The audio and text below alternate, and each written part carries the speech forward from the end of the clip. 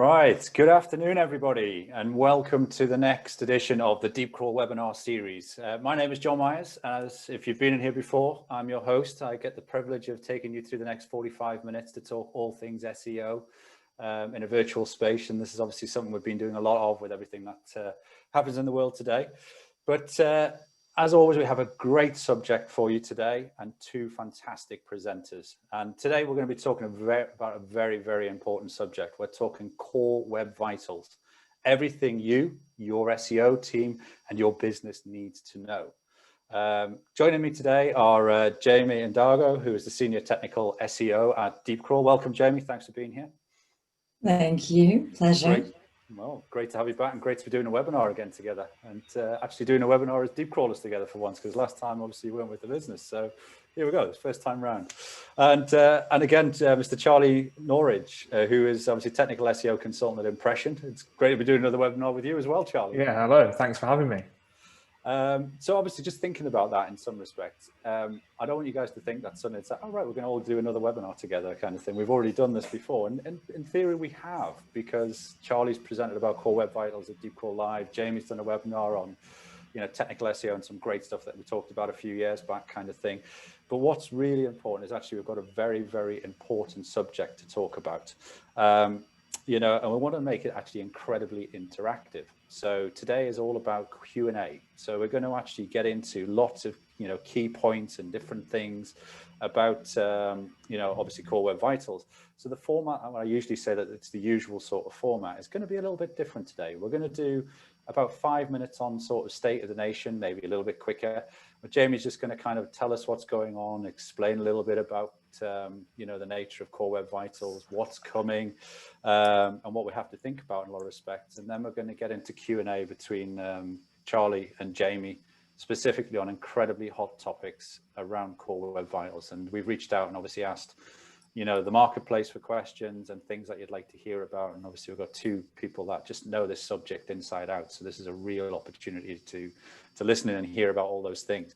And then as normal, we're going to get into the Q&A. So please, please, please, guys, don't wait for the end. Get your questions in now in the Q&A box at the bottom of obviously the webinar. Put your questions in the Q&A box. I'll pick them all up. I'll curate them all. And then we'll push them over to Charlie and Jamie to have an opinion, and I might chip in along the way as well. So please get those questions in and ready to go. As always, the session is recorded and there will be a full write-up on the DC blog with the recording as of tomorrow as normal. And obviously we'll be mailing that out to you guys as well, so you can watch it back at your leisure. It really is all about core web vitals today. And I'm sure you've heard a lot of mention of this. There's been talk of it across all of the, websites, polls, search engine watch, whoever you want to talk about, because there's a rollout coming and it's only 2 months away. Come May 2021, we have a lot of things to solve, or potentially maybe you've solved them all. You're just listening in to check those boxes and make sure you've covered them. But I'm hoping that we can give you some tips and tricks and some things to think about as we get into the next sort of 45 minutes. So without further ado, I want to hand over to Jamie and Charlie. And we're going to be starting up with Jamie on the state of the nation of where we are and with things that we have to come. As always, I'm looking forward to this one. I'm sure you guys are too. So, Jamie, welcome. Absolutely. Thank you so very much.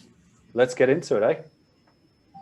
Let's do this. Thank you, lovely humans, for joining us today. You're here because you've heard the phrase core web vitals, web core vitals, if you like to mix the words occasionally, which we all are. It's a brand new thing. It was announced about a year ago in May 2020. It's going to be rolling out live May 2021. And it's actually a component of a ranking signal known as page experience. And this is taking data from the Chrome User Experience Report. So the real life users out there who are not logged into Chrome and do not have a password manager enabled, their experience loading your site is captured. Specifically, 3 key metrics. We're looking at largest contentful paint, which measures that user experience of how is this loading, the interactivity of can I do the thing I came here for, and the visual stability of the page, because let's be honest, no one likes it when you go to tap on something and everything jumps down and suddenly you've opened a banner ad. No one intentionally taps a banner ad. So all right, 1,000-foot view right there. Let's dive a little bit deeper into the nature of our core web vital beast. Interestingly, Chromium rolled out Core Web Vitals, and then it was swiftly adopted across all of the Google products. Chromium, of course, is an open source platform, and it is the basis for a lot of browsers. We're looking at Chrome, Opera, Brave or Bravo, one of those two. Fundamentally, Web Core Vitals are the byproduct of how we render. So they are similar to cars. We say it's got this many horsepower, it's got this braking, I don't know cars, I should get a better analogy, but those metrics that we measure externally are the result of how the thing is built. And Web Core Vitals are how your rendering strategy is built. Do you load what matters when it matters? So regardless of how big your web page is, it's that initial viewport where we define and measure those core Web Vital metrics. As we look forward and look at this rollout, it's likely going to be light touch. Cumulative layout shift, one of our 3 core vitals, is currently being refined. And we know that this data set is going to include no index, disallowed, and even authenticated pages. This is about the state of the user's browser experience, not their state on your site. And on the initial rollout, we're looking at a mix of origin, so that is all pages on that domain, or subdomain, if you've divvied it up that way, and page-specific level data. High level, this is what we're looking for. Let's dive into your questions. Right, so great, Jamie. I mean, thanks for setting the scene. So the next section, guys, is all about actually just kind of getting into Q&A with Charlie and Jamie. And as I say, these are questions that you guys have asked us to kind of come up, you know, and stand here and give you feedback on and give you your views and make sure you get them answered over the period, obviously, the webinar. So coming to you first, Jamie, are Core Web Vitals something SEO can control? This is an excellent question. It's a factor for ranking. So fundamentally, a lot of SEOs go, I must own this. And my goal now is to make all the numbers green. This is a wonderful, lofty ambition, but you cannot do it in isolation. This is about how your page is constructed. It involves collaboration with your development, product, and UX and engineering teams. Charlie, any thoughts on that? Yeah, absolutely. I think kind of we as SEOs need to understand that whilst it is just a metric, there is a score, that there is a lot more involved behind that. And if we do want to start impacting those scores, that collaboration is key. Like, we need to go away and really have a good understanding of what those metrics are and why they are that, rather than just passing a simple score to the development team and saying, fix it. Collaboration, I think that's our key word here. Yes, sure. Yeah, it's the age-old question of the dev versus the SEO, I'm going to guess, on this one, but it becomes hugely important, doesn't it, with everything that's going on, for sure. But next that versus, it's dev and SEO. Right, so good, hopefully giving you an answer there to the first one. So Charlie, kind of coming to you on the next one, you know, is there a huge emphasis on what impacts CLS, but what elements don't? Yeah, so Jamie made a really good point at the start. CLS is one of those metrics that's being refined, and I'm sure probably everyone here has put their website through the tool and noticed that their CLS scores aren't necessarily anywhere near as good as their largest contentful paint or first input delay. So it's one of the really important ones, but I think what a lot of people focus on is what is actually impacting the CLS, but also at the same time, you understand what isn't. So a couple of things to know about CLS. So it's only you're being judged on what's in the initial viewport. So if your footer has some layout shift in it, but it's not in that initial viewport on a mobile device, don't worry about it. That is not being impacted on your CLS. At the same time as well, when we're talking just specifically about this page experience update and the ranking boost that it hopefully will give your site, then CLS is only bother looking at your mobile version. Don't bother going away and looking at the desktop one, because that's not where you're being measured. Yeah, and then as well as that, it does only look block level HTML elements. Okay, anything to add to that, Jamie? Or I mean, pretty comprehensive there from Charlie. It's pretty comprehensive, but here's the thing. If you loaded your footer in the initial viewport and then put all of your content on top of it, you made that part of your CLS. If it goes in the initial viewport, it's in the calculation. This is why the strategy of how we build our page matters. I think that's a really good point, Jamie. We had a discussion earlier today around this, and rendering strategy is a really good way that I think encapsulates everything that Core Web Vitals is. It's kind of looking at it as a whole rather than just looking at it as individual issues. Yeah, no, really good point. Very, very good point. So again, Charlie, just kind of continuing this vein with yourself as well, what is the most accurate way to get accurate field data when we're thinking about this? So when we talk about field data for Core Vitals, we're talking about the data in the Chrome user experience report. So that's data from your real world users. So that's the good stuff. So how do we go away and get the most accurate field data? So first is the Crux report. That's the best place to go and get it. There is a link you can go and access and create a dashboard that kind of has all of that data there.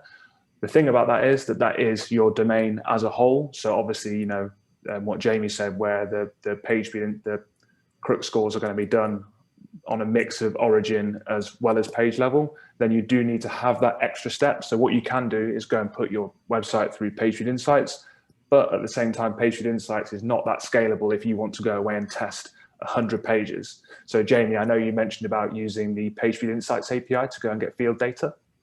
That is the best way to do this. If you want to get large scale metrics on individual pages, use that API call. The Crux dashboard is great for that high level visual view of the overall origin, which we know that's part of this. Really interesting thing they just announced too for February's latest edition of Crux data is a new ranking magnitude metric, which connects search volume to Core Web Vitals. So when we begin to ask ourselves, how does this actually impact my site? We can begin to look at that large data set and see when the rankings data rolls out, how do they shift and change? I'm excited. No, I think we all are on that one, because that's actually an interesting way to actually marry some stuff together and start to actually seeing some impactful sort of tangible results from actually the stuff that we're doing at the end of the day. So coming back to you, Jamie, how do we get leadership to calm down about the page experience update? It's a really interesting question, and I'm sure it's one of those, it's the age-old kind of analogy of going to the business and trying to explain SEO up the C-suite, but how do we actually think about this in its entirety as it starts to roll out? Hear me out. Could we get them to calm down? Probably, but should we? Fundamentally, this is about real users and how they behave. You have a user's attention span for 4 to 8 seconds. That's what we do. This is how we work in our digital world. If your site takes longer to get me where I wanted to do, to complete my task, than it takes for a social media notification to pop up and take my attention away, you've lost me. 24% less bounce rate when a user or when a page passes Web Core Vitals assessment. And that ROI impacts everyone. It's across devices, it's across mediums, it's across sources. The investments here are good. They're human-centric. They will benefit your business because they reduce that abandonment rate and they mean that you are more likely to convert. Can you get them to calm down? Probably so. It's a fraction of a signal for ranking. But should you use this moment to leverage Google pushing to make your site better for humans, to get that better human user experience? I'm going to err on that side. Let's leverage this and make a better experience for your users, knowing that dollar signs are there. And guess what? Technical SEO is fundamentally a reflection of overall site health. We're not just working for search engines. Search engines are no longer their own device. They're trying to mirror humans and human experience. So let's use their insights and data to make it better for all of them. Absolutely, and that's definitely something I'd echo. So ever since this update was announced to have a ranking boost with it, hopefully, that we've been able to, in development pipelines 8 months long, where you'd never be able to get any tech SEO changes made, having this kind of, knowing it's part of the search signal, those things can be put right to the front of the queue. So actually, by not having leadership calm down, we've been able to get more things done as an SEO team.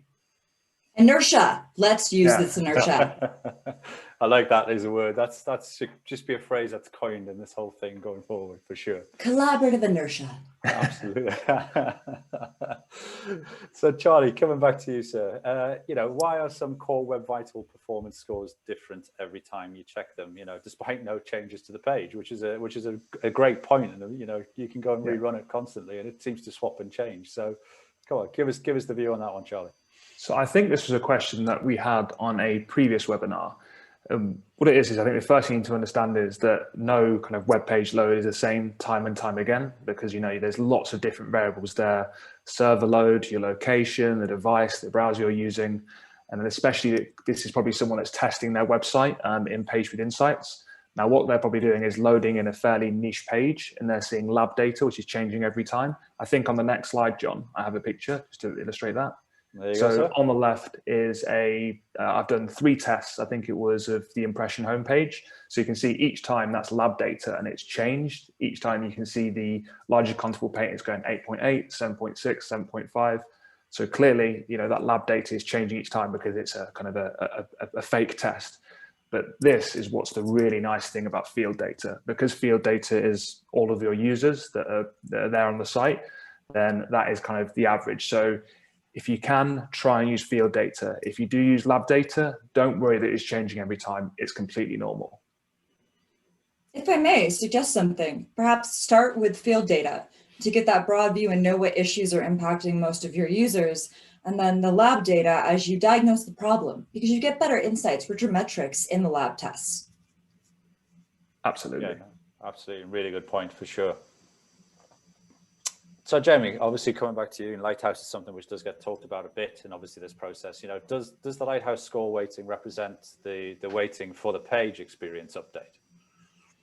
This is a really good question, and it's really important right now to go ahead and differentiate lab and field data. Lighthouse is lab data. They are our Petri tests. Field data, again, the real user experiences. Our Lighthouse score is 55% Web Core Vitals as it stands now. We're looking to see cumulative layout shift, which is the small one, only 5%, likely grow in weight to equal that of for largest contentful paint and first input delay. When we look at Labhouse data, we also have to use total blocking time as a proxy for lab data tests to first input delay, which is only available as field data. The weighting will shift. We're likely to see changes to metrics and new metrics be added in. To be honest, this is the first performance technical based update we've seen that gave us a year's notice. And we're going to see that continue. Chromium, Crux, these are all open source projects that are very collaborative. You can hop in their GitHub repos. Right now, in the most recent version of Lighthouse, there's a really cool user input test going on. So it's actually measuring interactivity in a whole new way. This is going to open up our testing for better insights. So we can prioritize the interactions, the content that users care about. And if they're engaged and they want that secondary, that tertiary content, we let that become available when it's relevant to them. So right now, we have heavier weightings for LCP and FID, 25% each, compared to cumulative layout shift, which is 5% in Lighthouse scores. When this performance metric rolls out, treat them all as equal. The exact numbers are not honed in yet. There's an open call for users to submit feedback on cumulative layout shift as they refine the metric. But by Q4, we're going to see them as equal partners. Okay, it's good. So yeah, guys, watch out for that one for sure. So, I mean, these questions are fantastic and they're great. And I'm really glad we've got these in, but obviously we're going to go into interactive Q&A as well very shortly. So I can already see some great questions in the Q&A box. So please keep them coming in, because I think there's so many things we can answer for you guys here today with Charlie and Jamie. So keep the questions coming, guys. And thanks for the ones that are already in there. So Charlie, just coming back to you on this front, if a website has 90% desktop traffic, how will Core Web Vitals impact it? Yeah, so first off, we know the Core Web Vitals are being measured on your mobile site. So naturally, if you've got a desktop site, you're not necessarily in the crosshairs of this update. You're not maybe gonna, it's not as important for you. But I think one thing to understand as well is that the vast majority of those people, you might have a 90% traffic site on mobile, but at the same time, your site will be running the mobile first index. And I think one thing we were speaking to Jamie about earlier was, as the update is only going to affect the mobile SERPs, does that mean that there's going to be a shift in parity that when this is rolled out in May, even though it's very slight, does that mean if your mobile site has, say, significantly poor scores for Core Web Vitals, will you drop ranks on the mobile version and your desktop site will stay around kind of the same rankings? Yeah, again, I think that's something we have to see. And I'm kind of keen to hear Jamie's thoughts around maybe where we see that go. bluntly, mobile-only index is about the tech debt that comes with crawling the massive internet. There's a lot of content out there. And if you had a bookshelf, would you want to keep 2 copies of every book? One copy that was kind of the short version that gave you the answer you were looking for, and one that was a lot more lofty and perhaps had banner ads and supplementary content you weren't truly interested in. Your goal as a search engine is to answer user intent. That intent should be matched in the shorter version. If the user wants to go see the large scale full book, it's available on desktop to them. But this isn't about where your traffic is. It's about where the next billion users will be. It's about the semi-altruistic nature of moving towards mobile-only index to ensure accessibility of that content to all users. Those on desktop have a privilege that a lot of mobile users don't. They don't have access to desktop devices. So make this better for everyone. Let's start with a small screen. Let's optimize and move forward. You can have thousands of visits to your pages, but not have them included in Crux because it's not meeting that specific case of the user not being logged into Chrome, not having a password manager enabled. There's a lot of variables in play here. Your traffic might be primarily desktop. Google's index is mobile. This is just what we have. This is where we tuck and roll. Yeah, no, it's a very valid point, very true. And obviously you guys put some stats in here about it as well, by the looks of it, on the on this side of things, Charlie. So I don't know if you want to just quickly. So I think it was just showing the point of the fact that even though someone might think they've got a 90% traffic desktop website, so this is from the Crux report there showing that they've got 70% desktop traffic, which is a lot considering how many people use mobile devices now, but still they need to make sure they're focusing kind of on the mobile version because that still is a mobile first index. You can see that was switched like back in 2018. So echoing what Jamie said, make sure you are focusing on the mobile version as well. No, I think it's really important. It's a great fact. And obviously we talked about page speed insights and obviously being able to put the URL into there and it not being scalable. And actually there's better ways to actually get core data. But it's fair to say that every time you run page speed insights, you're going to get a worse mobile score than a desktop score. I have seen some sites that have done great jobs on mobile, but let their desktop kind of slide as legacy code. Away. Yeah, which is interesting. It makes sense, though, in the same way that Google isn't including page experience on desktop. Well, that's going to be deprecated. Why would I make an investment into deprecated code base? I'm moving forward. Yeah, but I think you're absolutely. I think it's brilliant, and I think it's to your point, Jamie, about the fact that embrace and move forward because Google has moved to the mobile index. So actually putting something through page speed insights and going, well, hey, my desktop site's in the 80s, it's 90. I've got this solved. The reality is actually we're saying you need to shift your focus and move towards improving and optimizing that mobile score. And desktop sites have gotten bloated. Yeah. We've gotten used to having good connections, to having a large landscape to work with. We've gotten used to way too many third-party tracking pixels, guys. Yeah. Way too many. If it doesn't contribute to the content on your page, it's taking up that main thread, and that main thread is how we measure first input delay. So ask yourself, could you consolidate? Can you say, hi, we're going to make you defer. You can wait until I've answered a user intent before you start data mining my users, hypothetically. Yeah. The vast majority of sites that I've tested using the Chrome Experience Report, the FID is always around like 95th percentile. It's always fine, but I'm guessing that's because a lot of the sites I'm testing are visited by people with, the latest phones, where actually with people maybe, in some third world countries where, devices aren't as fast, then maybe the FID, it has to be more of a consideration there. And when you do testing locally, you can do it straight from DevTools. You don't need to go into all these other places. If you're doing maybe a local environment, a local build, staging ground, open up Chrome DevTools, open up that panel for Lighthouse audits. You can run it through there. You can also go to the performance panel. There's a checkbox for Core Web Vitals. Would also encourage you to disable the cache, so you're doing a fresh call for all the resources. And if you go into network conditions, you could simulate your user agent as Googlebot Desktop and emulate a mobile device, even throttle the connection to be a mid-range 3G. So now you're representing the actual average user.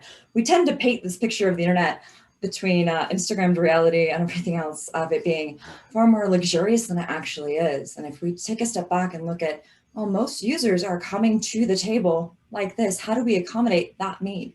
We are here to serve users. This makes sense algorithmically and ethically. Let's not bloat our site and keep information unavailable to users because they can't afford a desktop.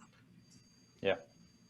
No, I do think with that, so the way that they test the scores on the mobile PageSpeed Insights, I do feel like often if you look at the mobile score on PageSpeed Insights, that is very far away from actually what your real mobile users are seeing. I feel that the PageSpeed Insights kind of simulation that does is far too harsh. Oh, that's a good point. Yeah. Are you on network? Is your local environment not using valuable CDN resources that would help improve that origin connection? There's a lot of factors in play here. And that's why when we look at our methodology, let's use the data available to us from Google Search Console. It nicely groups together problems. Once we have those grouped, and we can see, okay, these 3-page templates are all impacted by poor CLS. They all use this one element. So if we address how this particular element loads on the page, we actually fix the issue across these templates. Similarly, LCP is by page template. So we can work in a very systematic way to improve issues, not just be one-off pages each time. Let's use that one-off data as we troubleshoot. Yeah, no, absolutely. And some really good points, guys, and some interesting things. So it's, those are the kind of like the preloaded questions as such, which are the ones that obviously have come from you guys. So hopefully, thank you for sending those questions, and hopefully Jamie and Charlie are giving you some great insights into that. But now I can see that we have questions in the Q&A box, which is wonderful. It's always good to come to this part of the webinar and have some questions to ask. So well done, team. Great job so far, and thank you to all of our participants out there today. So I think we're getting into the questions, and I always kind of like to open up with, the first question that we get, and it's a question from Lisa Melvin, who has basically said, "Hi guys, we use Wix when we update website do we need to manually push the SEO from Wix for Google to recognize new pages?"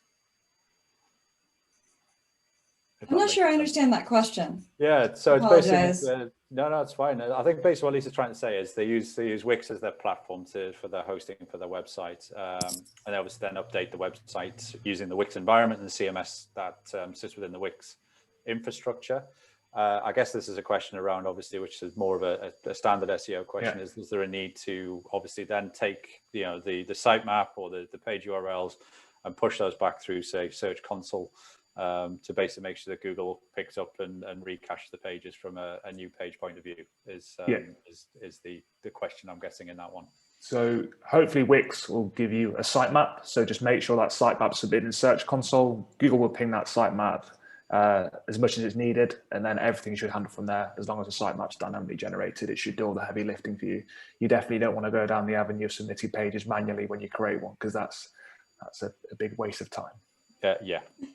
If you've accidentally de-indexed your entire site, that's the time to execute a manual index request, hypothetically. As fast as you can. LinkedIn, I've been there. But now the pipeline for them ingesting data for checking in on it is really good. And checking on your crawl stats report in GSC, you can look at individual pages, find out when their last refresh time was. Crawl stats I love because it tells me, hi, I've discovered 20% of my crawl was discovery requests and 80% was refreshing information I already had. Yeah. No. So hopefully, at least slightly outside the core web vitals on that one, but hopefully we've got the need there. So just coming back into core web. It actually ties in nice though, with the idea of how long does it take core web vitals to update? Yep. Charlie, do you wanna offer some thoughts on that? Because we have that data in GSC. So if I'm not how long the data takes to update in the report? So if we make a change in the site, I've fixed all my LCP issues. How long will it be before I see that information updated in the Search Console data for Core Web Vitals? I'm thinking I think there's a few days delay before you start to see it within Search Console, and it starts to tell you maybe some of those URLs have gone from need improvement to good. I don't have a great answer, but I do have a bookmark from Dave Smart, fantastic human. He did a case study on how long it took that data to update. So maybe we'll share that on Twitter afterwards, keep this conversation going. People can share back what impacts they see and how long it takes them to see the fruits of their labor for Core Vitals. That's actually a good point. So as a kind of a time span, how much of the Core Web Vitals score is measured? Is it like the last 28 days? Is it the last 60 days? Yeah, because we know Crux comes out the second Tuesday of every month with the most recent 28 days of data. So it'd be safe to say maybe 28-day periods. Will be the safe answer. Be interesting to find out and monitor that one for sure. So the second question that we've got in the box is, you know, and I think we've been talking about that a little bit, and I think we probably know the answer in some respects, but, you know, asking you both, you know, do you think Core Web Vitals will become a big ranking factor once it's released in May, or is it going to be kind of something that we see maybe gradually gain momentum over time and become more of a ranking factor as time goes by? So just be interested to get your thoughts on that, and maybe the lead times on that as well. My opinion is this is soft touch. It's going to come out soft touch because this is R&D. And a lot of times we like to think that Google has this really grand, giant whiteboard of like doom, and this is how I'm personally going to attack these websites and whatnot. In all actuality, it's we have a hypothesis. We think we know how this is going to work. We're going to release it in a small batch. We're going to get the data back. We're going to iterate on that data and keep improving it. We see this all the time when in smaller verticals, an algorithm kind of rolls out early there and tests those sites. They take that feedback and then they reiterate on it, and then it goes out on a larger scale. I think this kind of really ties in nicely to the thing that you mentioned at the start, Jamie, the ranking magnitude thing. So I hadn't seen that, but does that sound like they're going to tie the impact of the update based on kind of the search volume of the keyword? That seems to be the intent of the metric. Ranking magnitude is, you know, it's bucketing search popularity, or they call it origin popularity. So roughly in SEO speak search volume of a whole domain. So we're not going to be down on that keyword specific level or anything like that. But we know domains typically have a vertical. They have those they're competing against. They have a certain threshold of visibility. This would be the metric with which we can see, okay, what changed? Did everyone who had a poor LCP drop from being in that top 1,000 search ranking magnitude bucket to the top 5,000? The delta is going to be really interesting, and it's going to be a learning experience, I believe, for all of the development groups working on this. Google's not one monolith. It's a bunch of microsystems. And, you know, Chromium is open source. There's people who aren't Google employees who work on that. There's people behind Crux who are doing their own independent work that collaborate and feed into this as well. This is one big experiment for all of us. Fundamentally, though, the internet's getting bigger and more competitive, and chances are there's probably not something that only you could provide that a competitor with a better website experience couldn't. Keep that in mind. Yeah, no, definitely.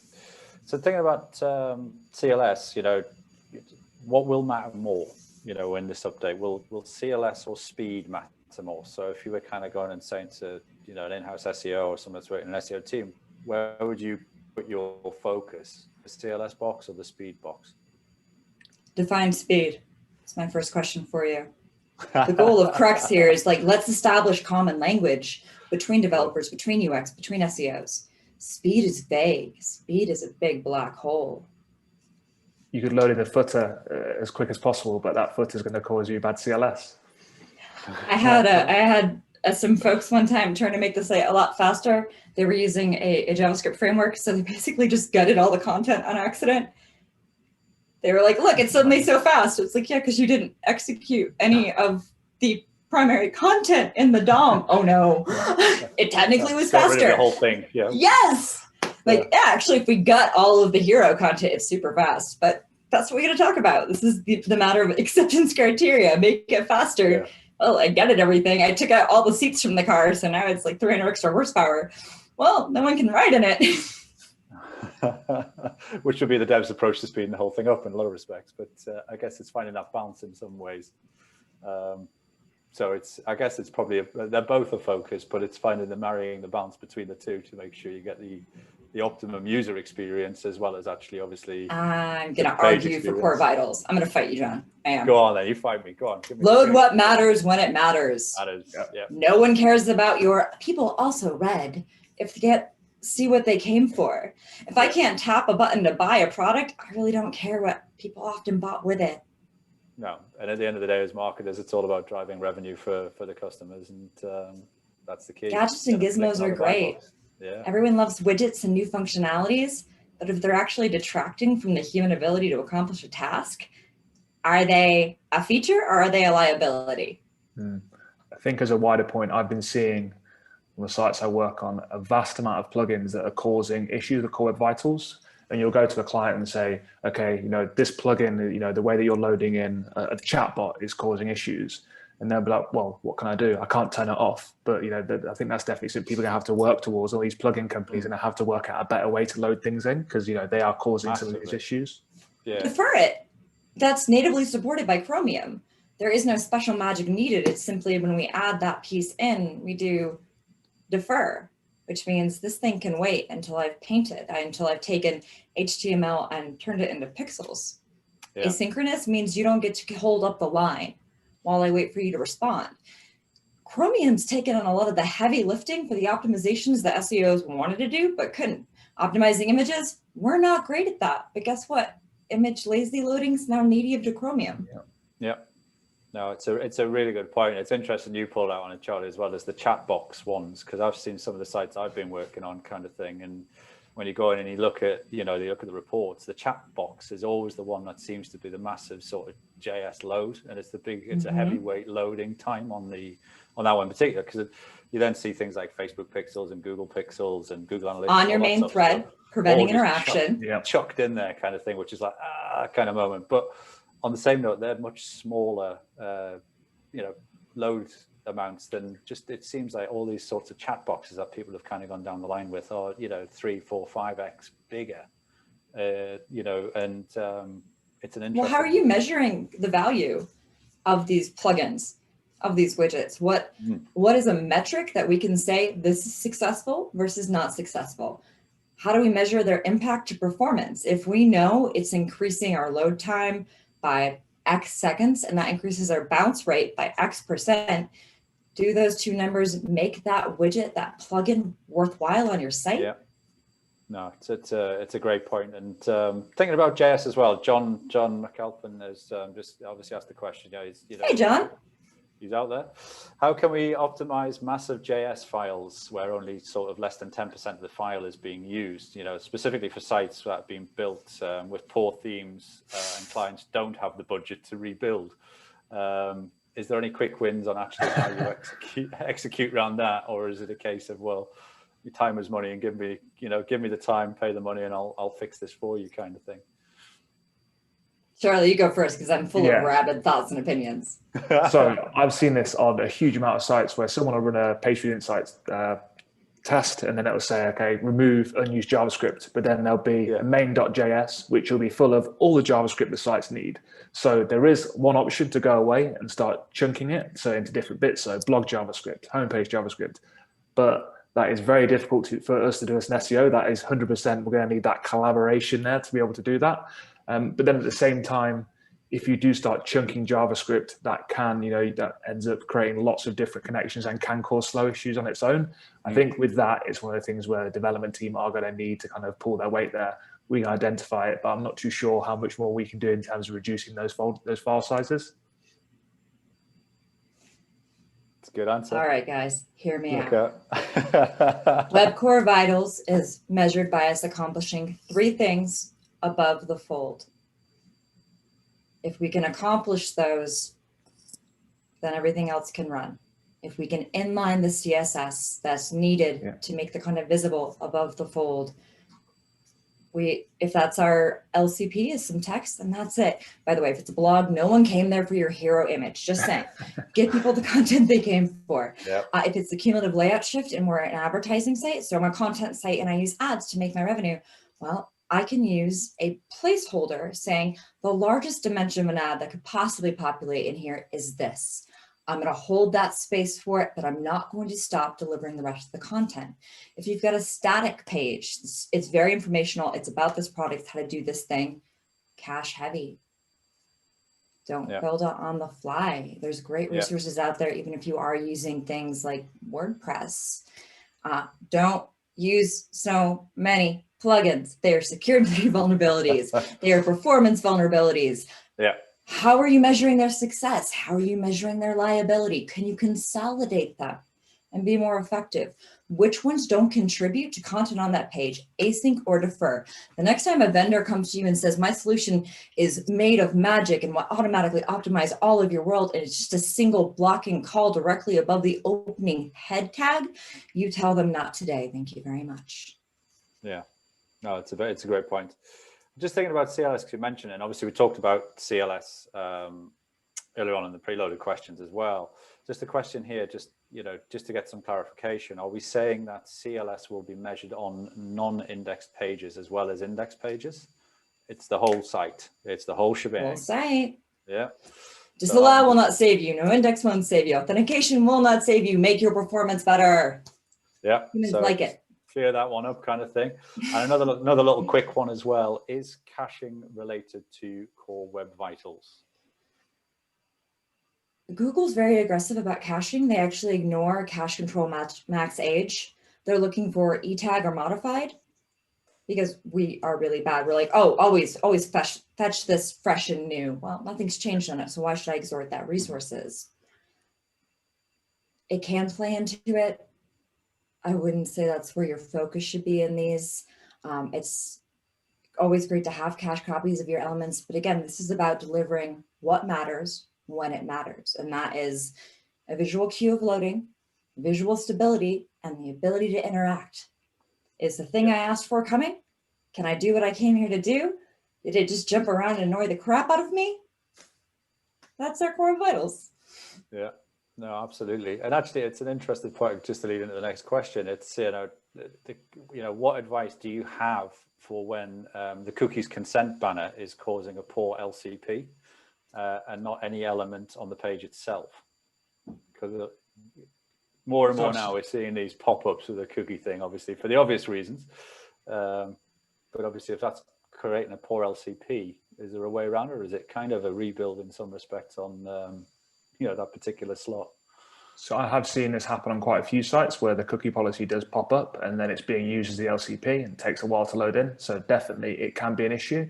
But I'm wondering, Jamie, is that an area where you could maybe defer and have it load in a little bit later so it's not part of that score? So again, this is about how we paint on that canvas. If your cookie banners your LCP, then you're prioritizing that load and experience above everything else. I would say our best case scenario here, because that tends to be separate script, a separate element. Let's use that placeholder. Let's allow the actual hero content of why the user came to load. That cookie policy can be asynchronous. It can wait until after I've given the user an answer to why they came here, I've answered their intent. We've had that placeholder and then it comes in. If you can do a banner as opposed to loading it on top and then dropping everything down, that's really good news, because that drop down is going to impact your CLS. I think it probably falls into the fact there's a lot of probably cookie policy plugins that are having issues with their kind of LCP. So it's those plugin developers that probably need to go away and do it better.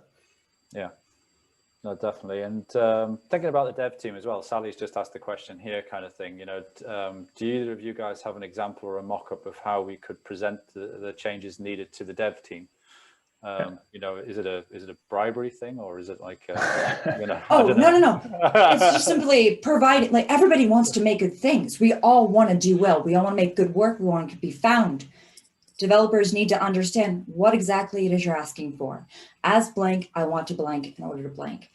As my role, I want to do this in order to achieve this. And then let's define what done means. How is that answer fulfilled? So in terms of largest contentful paint, that is the node that makes our LCP is prioritized and occurs before these markers. There's great details about this in web.dev. So if you want to collaborate, speaking their language is really good. And the ticketing pipeline's a key portion of this. Give a user story, give acceptance criteria, link to developer documentation, provide a testing strategy. Here's how you test to make sure your changes are answering the request that I placed. Yeah, so with that, the most detailed recommendations are the ones that get implemented, not just sending through something very basic, making sure you send through, telling them what the node is, like how you make website fast. No, get out of my backlog. But, yeah, making sure you're detailed as possible, and then setting some time to follow up and actually test it, because that's always making sure they're actually doing what they said they're going to do. Yeah. Be engaged in QA. Be part of the pre-release process. Be part of refinement to help them understand fully what the ticket needs. So actually what we've done now at Impression, we now bake in kind of a Core Web Vitals audit as part of kind of our technical process, but also any site migration and new build. We have kind of a section dedicated to Core Web Vitals now. So that's a great way to kind of have it as part of the process and have everyone speaking about it, even at the birth of the site. Yeah. Oh, and DeepCrawl is a great new white paper coming out too that should have some insights to help with this. Absolutely. Download the white paper. I was going to mention it at the end of the webinar, but we'll mention it now. There's a great new white paper coming out, and it's well worth getting your hands on it, guys, for everybody that's on the obviously on the webinar today. This is an interesting one as well, because it does come down to prioritization in a lot of respects as well. And sometimes, and Cindy Clark's asking the question of how would you rank improving Core Web Vitals against other SEO projects? You get a limited amount of dev time and things like that. So other SEO projects like, say, structured data or content marketing or things like that, are we saying that because this is rolling in May, we need to prioritize over other things? But then we talked about earlier on that it's going to be soft touch in May, and we might have 6 months window on it. So do we get the other stuff out of the way first and then come through with Core Web Vitals? There's no right answer. I think it's just where would you guys go with it? Maybe first off, as it is rolling out in May, to get dev changes made now might be a bit of a stretch. So it might be a little too late for a lot of websites. But at the same time, this is, like Jamie said, this is going to be a light touch update. So, it's not dropping everything to go away and improve your CLS from 60 to 70%. It's making sure that kind of you're doing that, but don't forget about the other SEO things. Keep on improving your content, keep doing that other stuff that you're doing, but also focus on this at the same time. I'm going to propose that you actually pivot from this being an SEO initiative specifically and dedicated dev time to being where SEO backs up dev initiatives. That team is constantly building, they're constantly releasing, they're constantly making changes. So how do you support them as they're about to launch a new page template? You provide the acceptance criteria, you be part of the testing process, you be part of helping them launch a successful product. Yeah. Make it less of I'm fighting for your resources and attention, and more of I am an ally who is here to ensure the work you do does well. And the best advocates you can have are developers, the developers who are in calls that you are not, and who go, actually, we can't load this menu that way because then we're going to lose our internal linking. You've created an ally, an advocate, someone who is genuinely excited to have their work discovered. I was at Chrome Dev Summit in the before times, in the long, long ago, and they gave a panel from the webmasters there, and the developers were genuinely excited to learn how people found what they built, how they interacted with it. Yeah. Be an ally. Be an ally, for sure. We're rapidly running out of time, so I'm going to ask one more question. Now, we've got some other questions that are coming, kind of thing, which we'll try and get answered for you guys. Obviously, as part of the wrap up and everything like that, we'll make sure we document these questions and get the answers over to everybody that's asked them. But it's just been fantastic to have all these questions.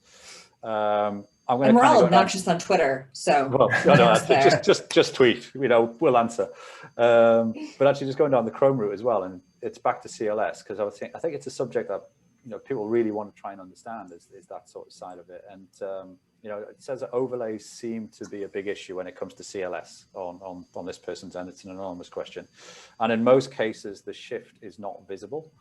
Do you think that CLS is still in its infant stage, and what's recorded may be solved by Chrome updates, or do we need to fix it now? You want to take that one, Charlie, or I can go rabbit on it?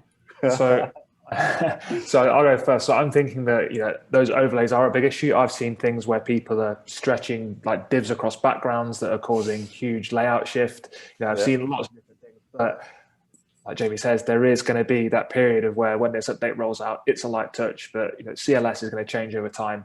And if CLS was a massive ranking factor update come May when it rolls out, a lot of sites are in trouble. So I do think it's something that is going to kind of mature as time goes on. I would like you to go ahead and open up DevTools. Go to the experience bar in the performance panel. You'll see exactly what the node is, and you'll actually see the number of frames that it jumps and what pixels it jumps from in the mapping. So as Chromium builds a page, calculating a layout is an extremely expensive process to it. It has to figure out, now that I know what these elements are stylized like, I have to figure out relative to the size of the viewport, where they're going to populate. There's a lot of tech debt that comes with this. Every time that we do this, and then we rewrite it and we rewrite it and we rewrite it, that's causing more cumulative layout shift. It's actually heavier on the user's device as well. So if we're aiming for that next billion users who are on those mid-range 3D devices with, you know, mobile connections, it's not a good experience for them. You can find out exactly what node it is, where it's jumping, take that explicit information to your devs and go, hey, how do we make this load one time when it's relevant? Yeah, no, and I think that's a key theme in all of this, is how we optimize and drive that kind of ability to allow scale, but obviously optimize and make it efficient in the ways that we right, in SEO. Rachel and I are doing a panel deep diving into dev tools and how to actually see these things. So if you are curious, please sign up for that Brighton panel. It'll be very useful, hands-on. Yeah, I'll be there. I'll be there, definitely, for that.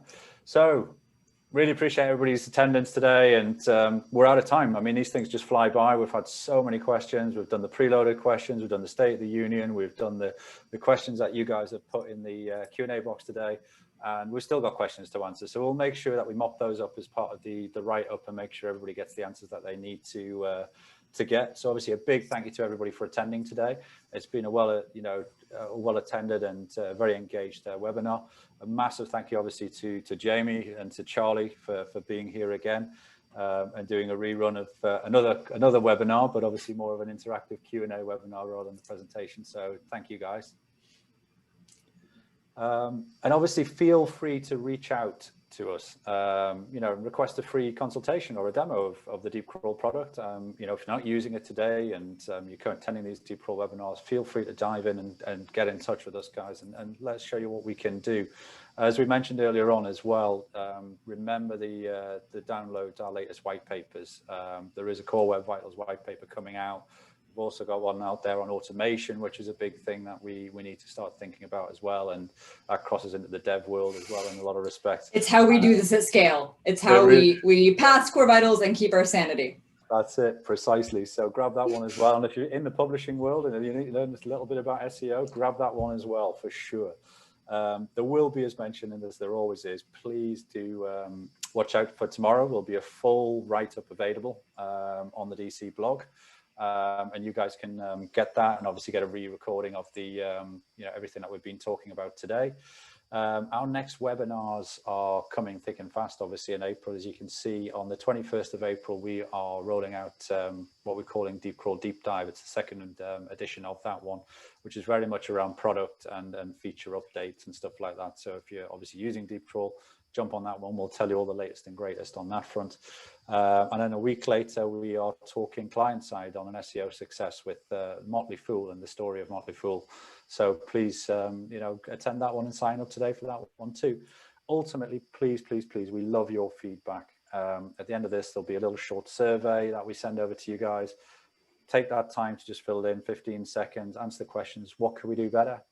You know, what didn't we do well? In some respects, did we do great? Did you love the session? Would you like more of these sorts of ones? Do you want Jamie and Charlie back for round 3? You know, that might be the you know, might be the answer. So, but do we like to take your input? Do you want us to costume for round 3? Oh, here's a challenge. I'm sensing one coming on. But ultimately, you know, thanks for listening, guys. This has been obviously Core Web Vitals, a very important thing that's coming up in the next couple of months. We hope we've helped you think about what's happening in May and you're taking stuff back to think about in the office. My name is Jon Myers. This has been the latest DeepCrawl Web. Thank you, everybody, and thanks for attending. And good.